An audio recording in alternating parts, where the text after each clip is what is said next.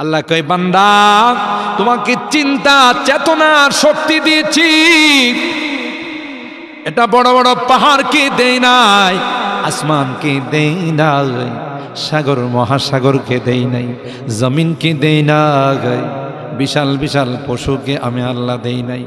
কলবের মতো দৌলত যেমন তোমাকে দিয়েছি রে, চিন্তা শক্তিটাও আমি আল্লাহ তোমাকে দিয়েছি। সুবহানাল্লাহ। জোরে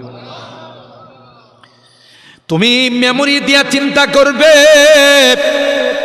আল্লাহ বলেন আমাকে পাওয়ার জন্য জঙ্গলে যাইতে হবে না, আমাকে পাওয়ার জন্য পাহাড়ে যাইতে হবে না। ওয়াফি আনফুসিকুম আফালা তুবসিরুন।